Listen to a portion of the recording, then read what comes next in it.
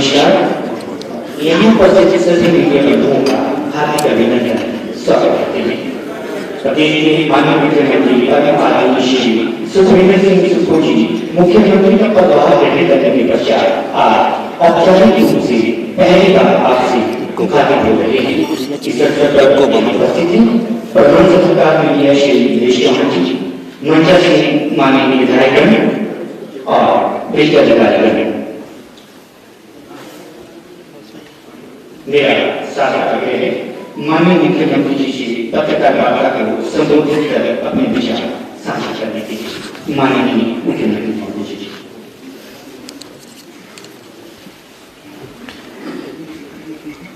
सभी पत्रकार बंधुओं का स्वागत है।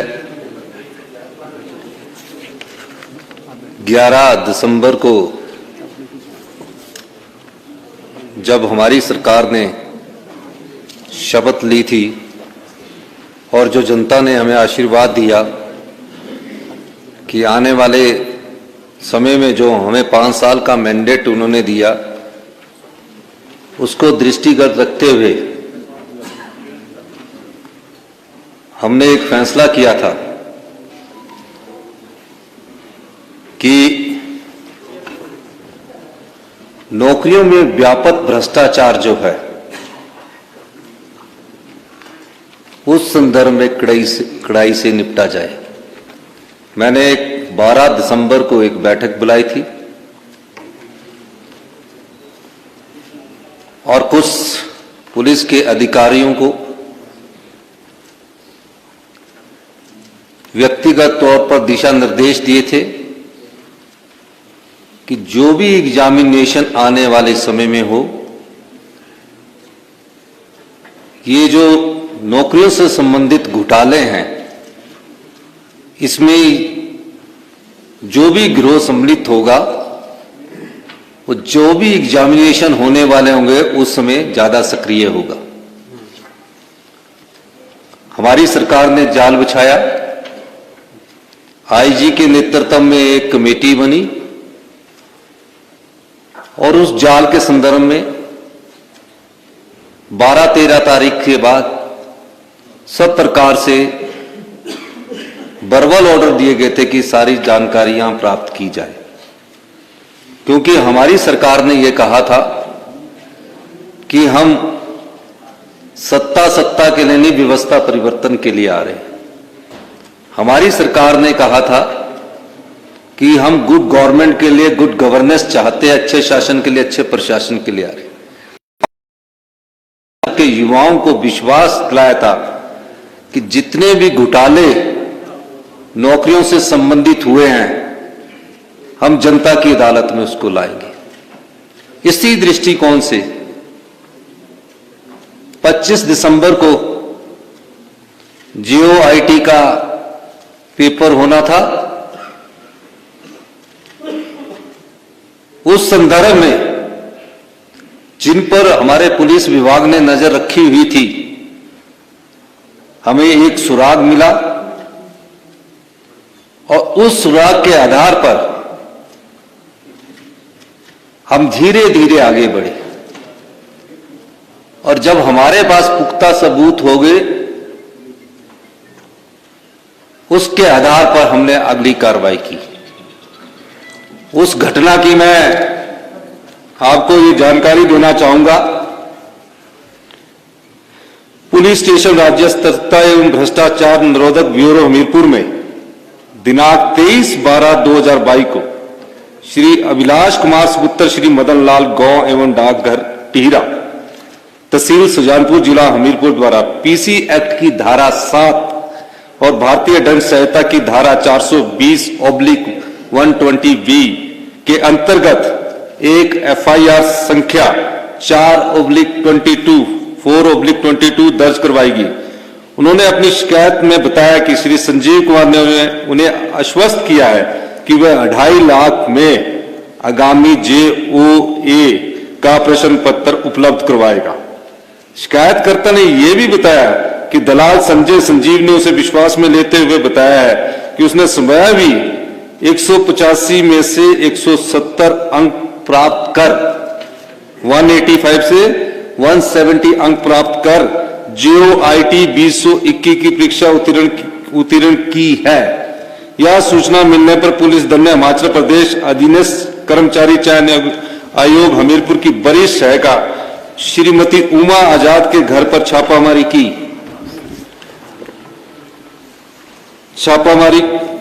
जहां की शिकायतकर्ता को प्रश्न पत्र सौंपने के लिए ले जाया गया था। छापामारी के दौरान वहां से प्रश्न पत्र बरामद किए गए और 6 आरोपियों को उनके घरों में गिरफ्तार किया गया।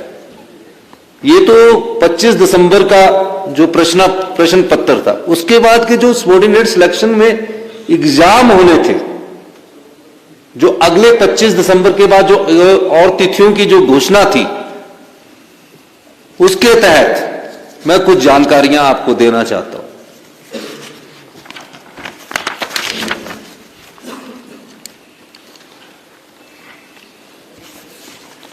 क्योंकि पैसे का आपको पता लग गया है। प्रश्न पत्रों के 3 सेट, जूनियर ऑडिटर, इसकी अभी तिथि एग्जाम की घोषित नहीं हुई थी। ये प्रश्न पत्र भी उनके घर से मिला। कंप्यूटर ऑपरेटर, इसका एग्जाम नए साल की 1 जनवरी 2023 को होना था।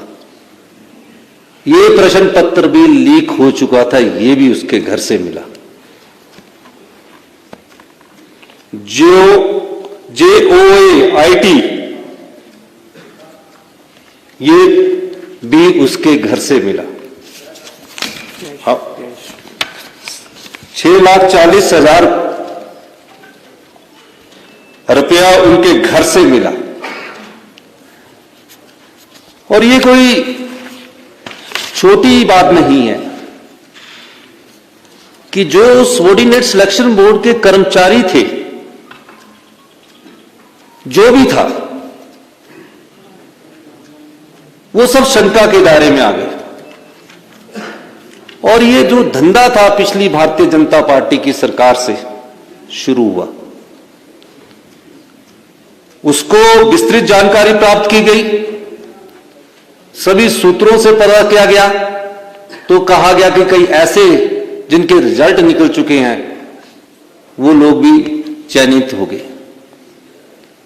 हमारी सरकार ने फैसला किया, गंभीर बात है, और इस दृष्टिकोण से हमने एक SIT का गठन किया जो पूरी छानबीन कर रही है।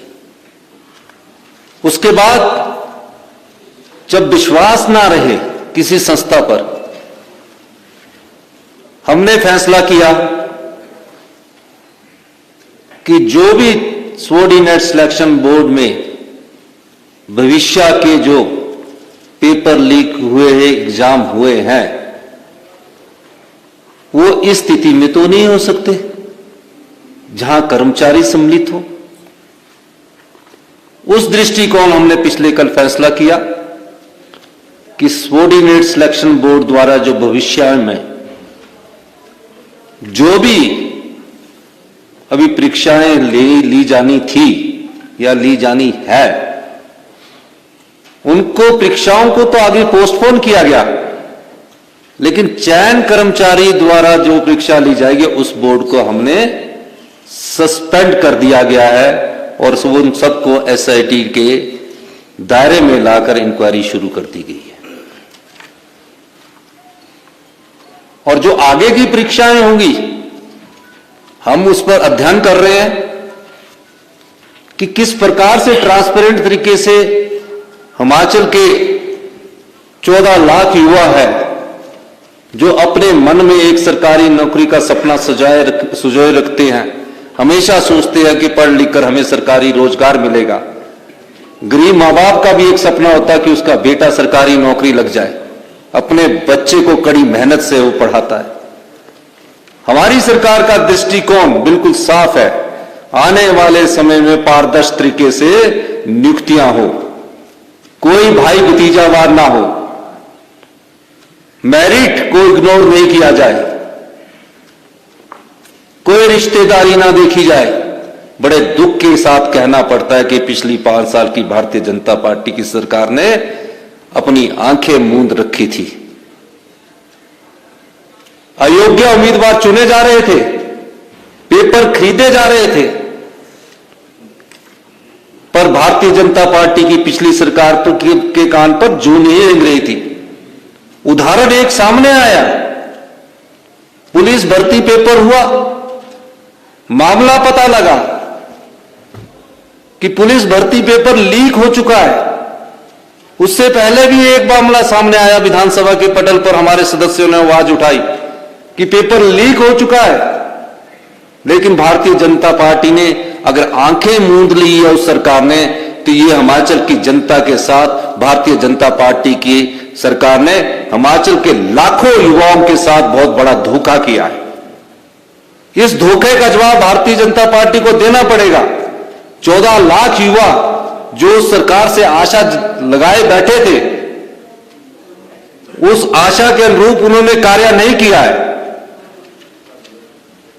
इसलिए हमने फैसला किया है कि अगले 60 दिनों में पूरे भर्ती प्रक्रिया में पारदर्शिता लाई जाएगी और जो हम जो एग्जाम करवाएंगे वो पूरे पारदर्शिता तरीके से आगे लाएंगे। और जो भी पेपर लीक करने वाले सम्मिलित होंगे उनके तहत एक्ट में हम प्रोविजन देख रहे हैं कि कोई स्ट्रिक्ट एक्शन कैसे लिया जा सकता है, उस दृष्टिकोण से भी हम कार्य कर रहे हैं। इसलिए मैं आप लोगों से ये कहने आया हूं कि जो सरकार पिछली थी उस सरकार की भी गलतियां हैं। हम सारी जानकारी अभी और एकत्रित कर रही है, कुछ और सनसनीखेज जानकारियां हम आने वाले वक्त में आपके सामने लाएंगे। लेकिन सबॉर्डिनेट सिलेक्शन बोर्ड को पिछले कल हमने बैठक की, अधिकारी महोदयों से, विधायक नेताओं से हमने पूछा और एक नीतिगत फैसला किया गया कि इसकी वर्किंग को पारदर्शिता लाना पड़ेगा। होता क्या है, इन संस्थानों में जो व्यक्ति पीएन लग जाता है वो यहीं प्रमोशन लेगा, यहीं से रिटायर होगा, यहीं से प्रमोशन लेगा, यहीं से रिटायर होगा। वो 35 साल तक एक ही संस्थान में लगा रहेगा। और जो 35 साल में एक संस्थान में लगा रहेगा, जो ये महिला पकड़ी गई है, इसके बेटे ने टॉप किया। भारतीय जनता पार्टी की सरकार थी तब भी उनकी आंखें नहीं खुली। हमने फैसला लिया कि इस सबॉर्डिनेट सिलेक्शन बोर्ड को, उनके सभी अधिकारियों को जो सरकारी है उनको हम शिमला बुला दिया, बाकियों को सबको सस्पेंड कर दिया। और हम आगे ये फैसला कर रहे हैं कि अगली जो चयन प्रक्रिया है उसमें पारदर्शिता लाई जाएगी और 60 दिन के अंदर जो इंटरव्यू कैंसिल हुए हैं उनको द्वारा से किस एजेंसी के द्वारा शुरू किया जाएगा उसका फैसला आने वाले वक्त में आपको बता दिया जाएगा। जिन भी युवा साथियों ने हिमाचल प्रदेश में रिटन एग्जामिनेशन पास कर चुके हैं, मेहनत करके रिटन एग्जामिनेशन पास कर चुके हैं, हम वो भी देखेंगे कि कहीं वहां भी कोई पेपर लीक की वारदात तो नहीं हुई है। अगर पेपर लीक की कोई वारदात नहीं होगी तो उनके डॉक्यूमेंटेशन वाला जो इंटरव्यू है उसको भी हम आगे बढ़ाएंगे। और आने वाले समय में हम हिमाचल के युवाओं को यह विश्वास देना चाहते हैं कि हम पूरी तरह से एक पारदर्शी, नैतिक से भरपूर ट्रांसपेरेंट सिस्टम लाएंगे और अगली भर्तियां भी हम जल्दी ही शुरू करेंगे। जितने भी सरकारी रोजगार है उनको रोजगार के अवसर उपलब्ध करवाएंगे। आप लोगों ने मेरी बात सुनी, कोई सवाल पूछना चाहता है? आपका बहुत बहुत धन्यवाद। अभी जहां की शिकायत आई है उस पर कार्रवाई की गई है।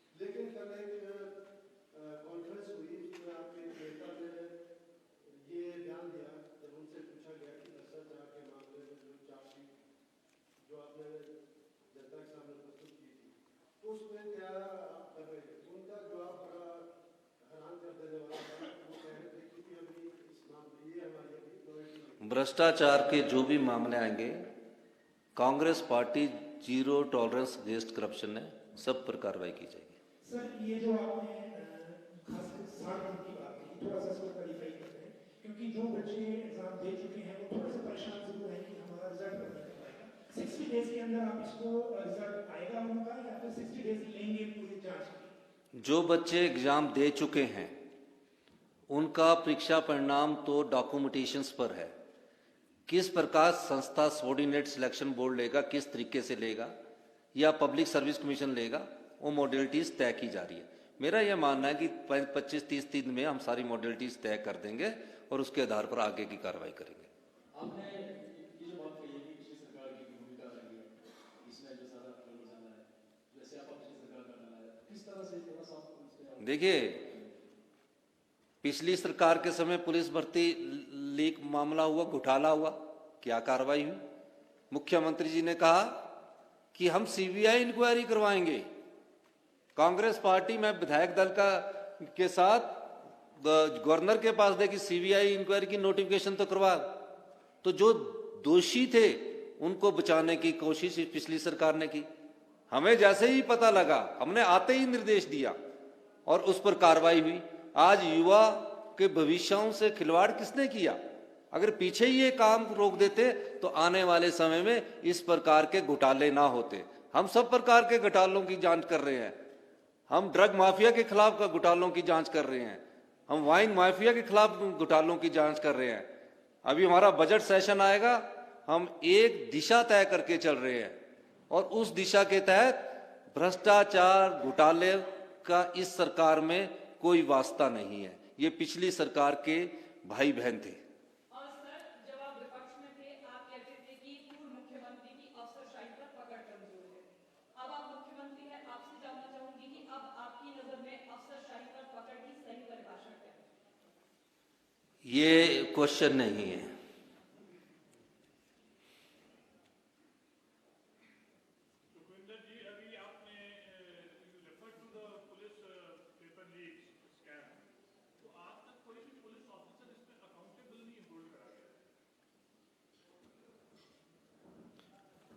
जैसे आप कह रहे हैं कि उसमें काफी लोग इन्वॉल्वमेंट थी या पहले सरकार की भी संगतता थी इसमें, पर पुलिस ऑफिसर्स के ऊपर आकर कोई कार्रवाई क्यों नहीं हुई?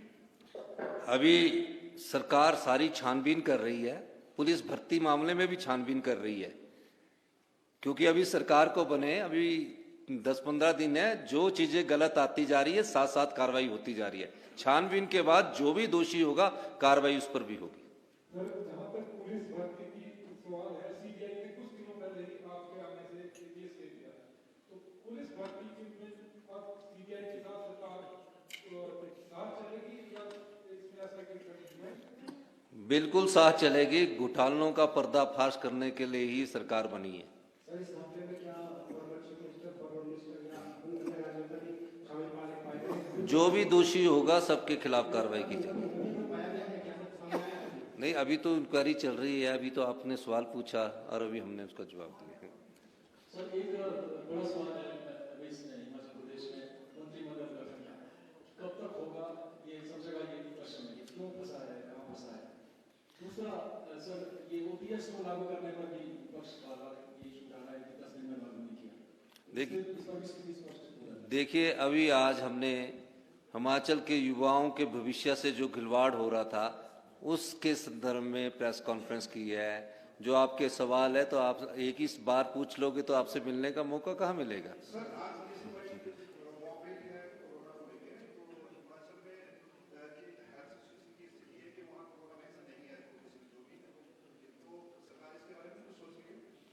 नहीं, जहां भी ऐसी बात है आपने ध्यान में लाया, बिल्कुल गंभीरता से सोचा जाएगा। बहुत बहुत धन्यवाद। धन्यवाद माननीय महोदय, आप सभी से